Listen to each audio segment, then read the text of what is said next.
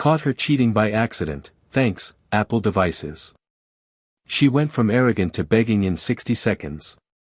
Hi, now I will tell you my story. You will be shocked. I've been married to my wife, Letitia, for 9 years. Together for 11. No kids. She said she wasn't sure about motherhood, and I, like a dope, nodded along like a good little husband. We built a decent life together. I work in project management for a civil engineering firm, and she's a digital marketer, mostly freelancing from home. For a while, it was good. We used to laugh a lot, binge old sitcoms, plan weekend road trips. But around last fall, something changed. She got weird. Like really weird. She'd pick random fights out of nowhere. Accuse me of trying to control her if I asked why she was suddenly working until 1 a.m. every night. She started wearing perfume again, specifically the one she told me she hated when we were dating. She was glued to her phone, always smiling at texts, and when I asked who she was talking to. Just work stuff, or, you wouldn't know him. I wouldn't know him. That should have set off alarms louder than a fire drill, but I gaslit myself into thinking I was being paranoid. You've been stressed, man, I told myself. You're not the jealous type. Don't be that guy. Letitia started staying out late for client meetings. She joined a yoga studio she said was life-changing. I wanted to be supportive. I wanted to believe her. But my gut, it just kept twisting tighter. And here's the kicker, I almost didn't look into it. I almost let her keep spinning her web of bullshit while I sat on the couch playing the supportive, clueless husband. Almost. It all came crashing down on a Thursday. I'd taken the day off because I had a dentist appointment in the morning and figured, screw it, I'll just chill for the rest of the day. Letitia thought I'd be gone until 5. That's important. When I got home around noon, her car wasn't in the driveway. Nothing too strange, maybe she was at the co-working space she mentioned last week. Or yoga. Or saving orphans. Whatever. I made myself a sandwich, flopped onto the couch, and did something I hadn't done in months, looked at our shared iPad. She never used it anymore. That's what I thought, at least. Well, turns out, she did. And stupidly, she was still logged into her iMessages. I wasn't even snooping at first. I opened it to queue up Netflix and a message popped up. Can't wait to see you again tomorrow night, face blowing a kiss, you're so sexy when you lie to him. From a contact named M. I stared at it. Froze. My brain went cold. I opened the thread. Thousands of messages. Pictures. Dates. Dirty talk. Things I hadn't heard from her in years. Screenshots of our bedroom. Jokes about my boring job and how I wouldn't know good sex if it hit me with a brick. Turns out, M wasn't a coworker, or yoga instructor, or mystical client from Chicago. He was a bartender. At the place I introduced her to. She'd been screwing him for at least 4 months. 4 months of lies, manipulation, and gaslighting while I rubbed her shoulders and made her coffee. I felt like I was going to vomit. But instead of storming out, I took pictures. Every screen. Every message. Every moan-inducing emoji. I airdropped everything to my phone. And then, I waited. Because I wasn't going to confront her yet. I was going to build a case. The setup and surveillance. After the shock wore off, well, let's be honest, it never totally wore off, I kicked into overdrive. I'm not the type to explode or start screaming. I'm the type that goes quiet, plans things, makes lists. My wife was cheating on me and laughing about it behind my back. Fine. Time to give her something to really talk about. First thing I did was buy a couple of cheap Wi-Fi cameras. Amazon. 1-day delivery. I installed them when she went out for her Saturday yoga and smoothies ritual. One in the living room, one in the hallway facing our bedroom, and one, hidden well, in the bedroom itself. Motion activated. I told her I was upgrading our security system, and she just shrugged and said, whatever, as long as it doesn't record me peeing. Second thing. I reached out to a friend of mine who's a tech-savvy freak, let's call him Leo. He works in cybersecurity. I told him everything. He didn't even blink. Helped me set up data backups, redirected her cloud account to a private email, and showed me how to track metadata in photos. I basically turned our house into a high-tech truth-snatching trap.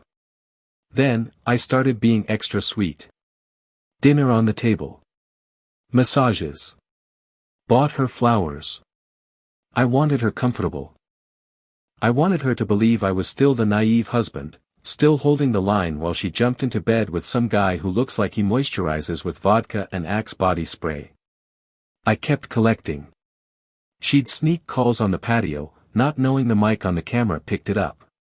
She'd lie right to my face, just going to a co-working session, and then go straight to his place. She even sent him a photo wearing my hoodie. Each lie made me colder. Not sadder. Colder. You see, at this point, it wasn't about saving anything. It was about strategy. I picked a Monday night. She had just come home from Pilates, looking like she'd run a marathon in lipstick. I greeted her with a smile. Made her dinner. Lit candles. She looked confused but also flattered, like, wow, maybe he's finally getting his act together. That's what she always said in her texts to M, how I'd let myself go emotionally, how I was too calm to be sexy. After dinner, I asked if we could talk. She rolled her eyes a little and said, "Oh God, is this a feelings talk?" I nodded. She sighed. "Okay, go ahead." I started gently. I told her I felt something was off. That I loved her but had noticed she'd been distant. She launched into one of her rehearsed lies, "It's just stress. I feel trapped lately. I'm trying to rediscover who I am. You wouldn't understand." I asked if there was anyone else. Her eyebrows shot up like I'd accused her of murder. Wow, seriously? That's insulting. No. God, I'm not even going to dignify that. She grabbed her phone like she needed backup. And that's when I stood up, walked over to the cabinet, pulled out my tablet, and hit play. The video came up, her, in our bedroom, with him. Not grainy. Not unclear. Crystal. The sounds? Even clearer. She went white. Then red. Then furious. "You had a camera in our bedroom? You violated my privacy. This is abuse." That's when I laughed. I couldn't help it. Abuse? She'd been calling me dead weight to her sleazy bartender side piece and now I was the abuser. "You think I didn't know?" I said. "You think I'd sit here eating your lies forever?" She stood up and screamed, "You are so controlling, this is why and I cut her off. "Don't. Just don't. You're done lying." She tried to cry. It was pathetic. Crocodile tears from a woman who had spent 4 months gaslighting me while screwing someone in my house. I told her I'd be filing for divorce. That I had copies of everything. That she wasn't getting a cent more than the prenup allowed. She froze at that. See, what she didn't know was that the prenup, her idea, by the way, had a fidelity clause. If she cheated, she walked away with nothing. And now I had all the proof I needed. She knew it too. That was the first time I saw her scared. After I dropped the prenup bomb, Letitia went quiet. Like dead silent. Just sat there, jaw tight, staring at me like I'd grown horns. The woman who'd never shut up during a fight suddenly had nothing to say. Then she did the most predictable thing on earth. She flipped. Not emotionally. Strategically. Wait. I made a mistake, okay? I've been in a weird place mentally. You were always so distant, and I felt like you didn't care anymore. She actually said, we can work through this if you just stop acting so cold. I asked her if we included the dude she'd been reconnecting her feminine energy within our bed. Her mouth opened. Nothing came out. She pivoted again, classic Letitia move. Started sobbing. Full-on soap opera tears. Sat on the floor. Said she was ashamed, that she needed help, that it was only physical, and that I still owned her heart. That part almost made me laugh. Owned her heart. She gave her whole ass away and was trying to invoice me for emotional labor. I didn't yell. I just told her. Look, you made your choices. I don't owe you grace after the way you humiliated me. The cameras, the messages, the lies, I saw who you really are. I'll be filing tomorrow. You should start packing. She stared at me like I'd stabbed her. You're throwing away 9 years. No, I said. You did. Then I walked upstairs, locked the door, and texted my lawyer. And just like that, the fallout began. It didn't take long. By the next morning, Letitia had gone full nuclear. I expected tears, silence, maybe even an apology round 2. What I didn't expect was her turning into a PR disaster with stilettos. She texted all our mutual friends before I could blink. He's abusive. He installed secret cameras to trap me. He's mentally unstable and has trust issues. He pushed me into the arms of another man. I got messages from 2 of her girlfriends, well, our friends, asking me if I was okay and if I really had been spying on her like some psycho. I didn't argue. I just sent them screenshots. A few choice ones. Nothing pornographic, just enough to see her text messages gloating about how easy I was to fool.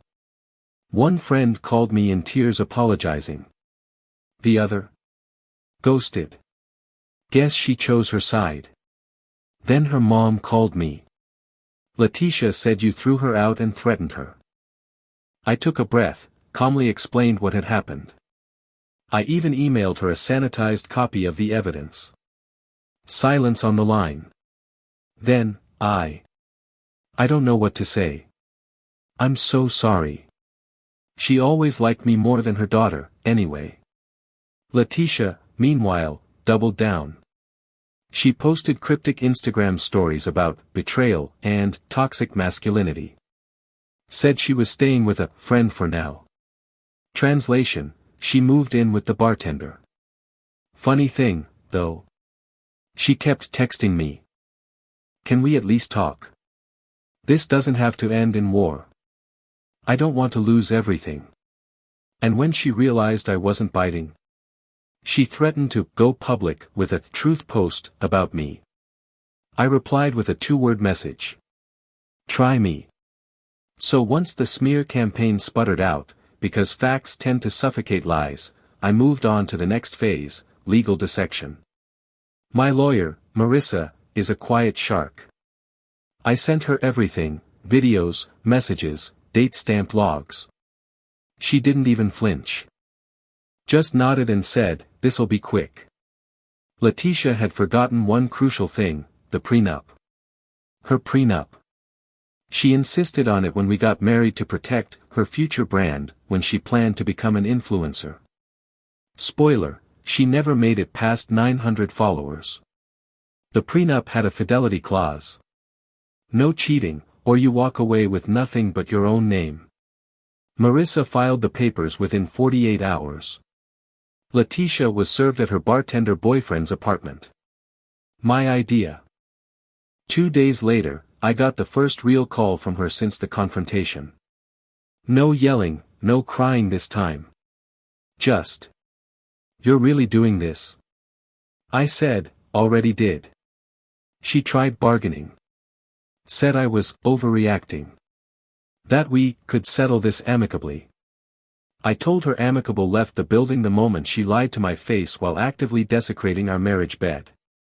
Then she asked if we could do mediation instead of court. I said, sure. If by mediation you mean you sign everything and leave. Her voice cracked. I can't just start over with nothing. I said, that's crazy. That's exactly what I'm doing. Then I hung up. She tried texting me 10 more times that night. I didn't respond to any of them. The legal hammer wasn't just coming down. It was already halfway through the floor. 3 days after she was served, Letitia tried to stop by the apartment while I was at work. Keyword, tried. What she didn't know was I'd already changed the locks, alerted the building manager, and had the front desk flag her name. When she showed up, full glam, holding a gym bag like she was about to talk things through, they wouldn't even let her up. Security escorted her out. She called me, twice. Left a voicemail saying, "You're being spiteful. This is still my home too." Nope. Not anymore. Later that night, I did something I'd been looking forward to for weeks, the purge. I went room by room. Everything she owned. Packed. Categorized. Boxed. Designer heels that cost more than my laptop. In a box labeled Delusions. All her positive energy crystal collections. In a box labeled Spells That Didn't Work. Lingerie she never wore for me, but definitely wore for M. Trash bag. No hesitation. I bagged up her shampoo, her vegan face scrubs, even her overpriced mood mist. By the time I was done, it looked like she'd never existed in that space. I stacked it all by the door and texted her. "Your things will be outside between 10 to 4 p.m. tomorrow. After that, they're donated. Or burned. Up to you." No response. But the next day, everything was gone by noon. She didn't even leave a note. That night, I sat on the couch, my couch, with a beer and a pizza and no lies in the air. It was the first night in months I didn't feel like I was walking on invisible glass. And just like that, my apartment was mine again. But her mess wasn't done spreading. About 2 weeks post-purge, I get a text from Leo, my cybersecurity buddy. It's a screenshot. It's M's Instagram story. The bartender. He'd posted a black screen with white text over it. "Some people will lie to your face, cheat behind your back, and still play the victim. Lesson learned. Onward." Attached to it, a broken heart emoji. Classic. I grinned. Later that night, I got a message from a mutual acquaintance who works near the bar where M worked. Apparently, Letitia showed up to his place on a Tuesday, bags in hand, acting like she was moving in permanently. He wasn't having it. Word on the street is, he didn't know she was married when they started hooking up. She lied and said we were separated, figuring stuff out.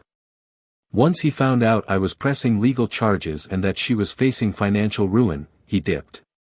Smart guy, for a moron. The best part? She tried to stay at his place that night. He told her to get a hotel.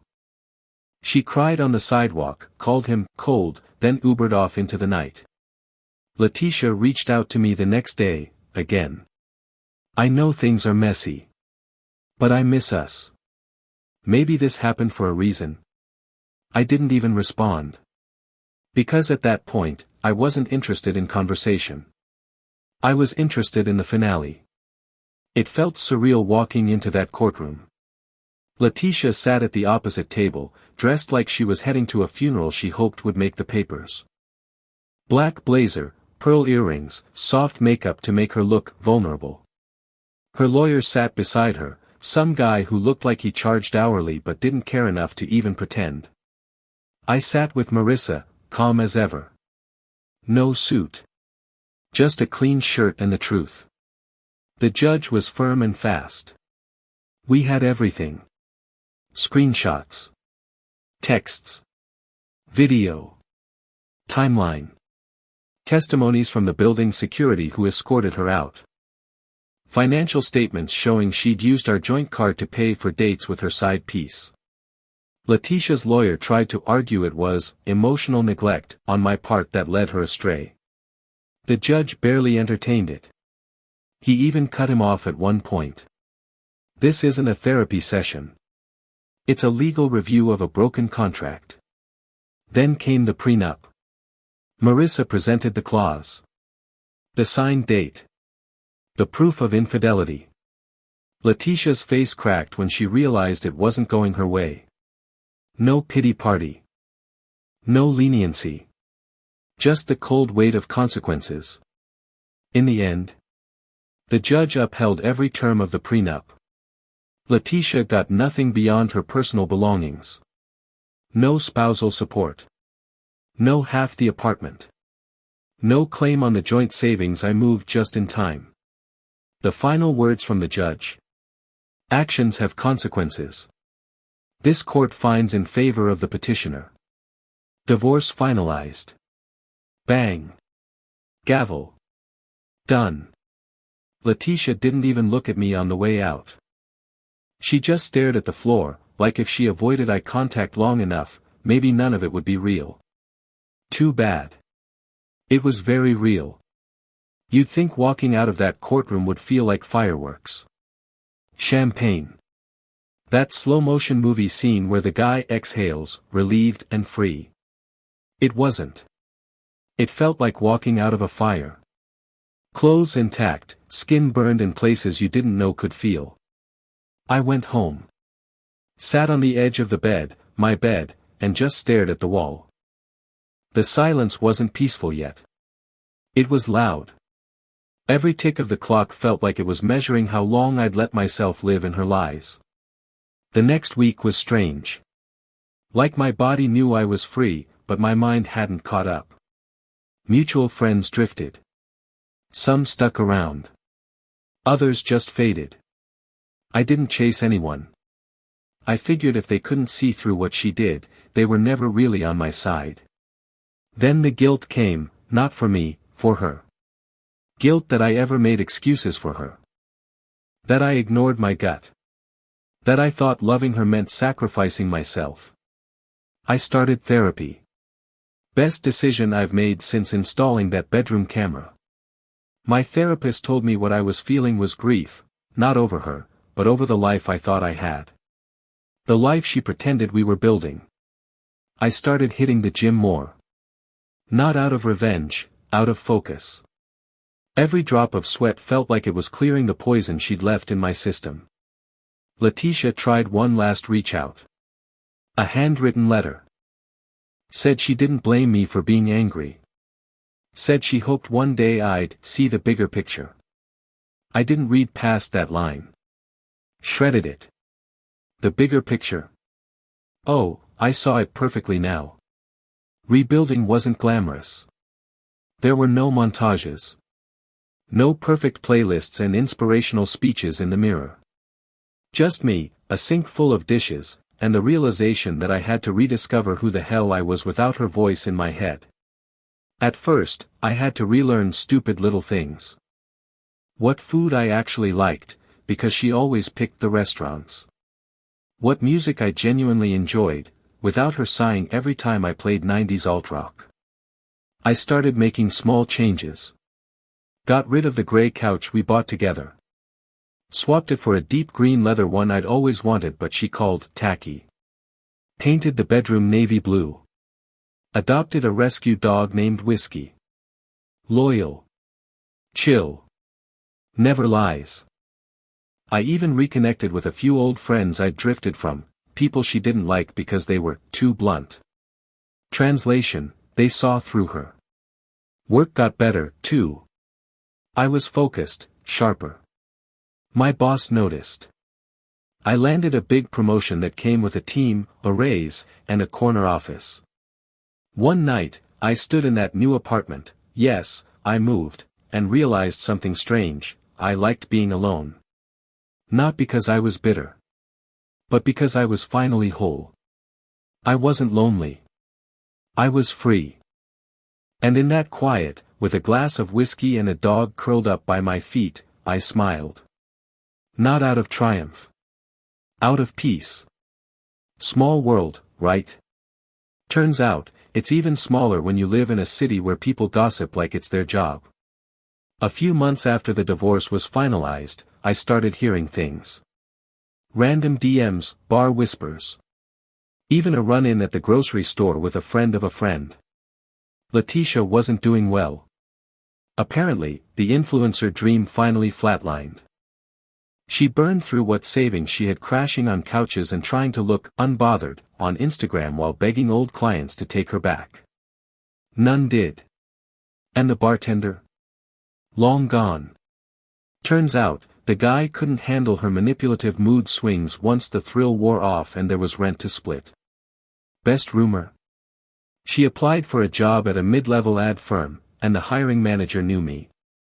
She didn't get a callback. I never spoke a word against her publicly. Never posted a thing. But the truth? It has a way of floating to the top, even without a megaphone. Meanwhile, my life moved forward. Promotions. Travel. New apartment. Even a couple of actual dates with women who didn't carry a shovel behind their back. Letitia tried one more accidental run-in at a cafe I used to love, where she showed up dressed like she was auditioning for a second chance. She said, "You look good." I said, "I am good." Then I left her standing there with her overpriced latte and 0 sense of irony. Some stories end with fire.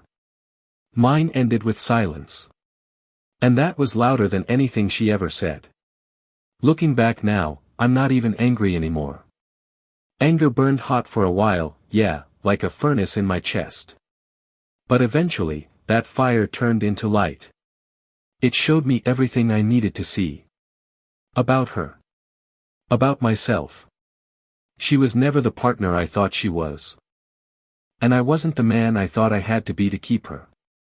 I spent years shrinking, compromising, explaining away red flags just to maintain a peace that was nothing but fear wearing a wedding band.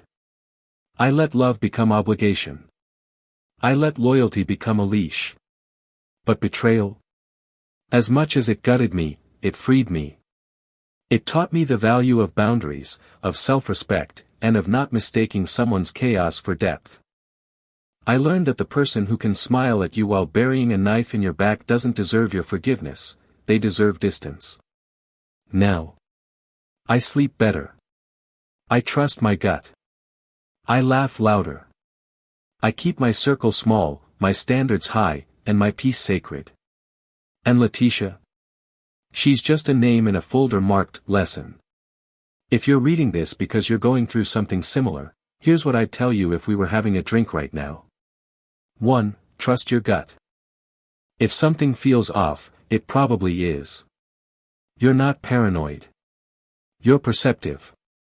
Don't gaslight yourself just because someone else is doing it first. 2. Document everything.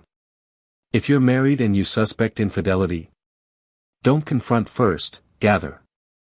Screenshots, timestamps, patterns. Don't go in swinging without proof. Go in prepared. 3. Don't lose yourself trying to save a lie.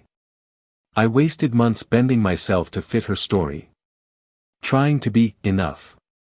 Trying to fix what I didn't break. It only prolonged the pain. 4. Get legal protection. If you're married and there's any kind of infidelity or financial entanglement, lawyer up. Knowledge is power, and clarity is freedom. 5. Don't seek revenge. Seek peace. I didn't torch her stuff. I didn't drag her name through the mud. I just removed her access to my life. That's the most devastating consequence of all, to know you're irrelevant. 6. Rebuild with intention. Take your time. Heal. Redecorate your space, your habits, your routines. Build a life where you don't have to look over your shoulder. You're not weak for hurting. You're not broken because someone betrayed you. You're human. But you'll be stronger if you learn from it instead of letting it define you. Letitia betrayed me. But I didn't let her destroy me. And neither should you. If they're chipping away at your worth day by day, walk away. You're worth more than their lies. Don't forget that. I have many other stories. Go to my channel, subscribe so you don't lose us. Give me a thumbs up.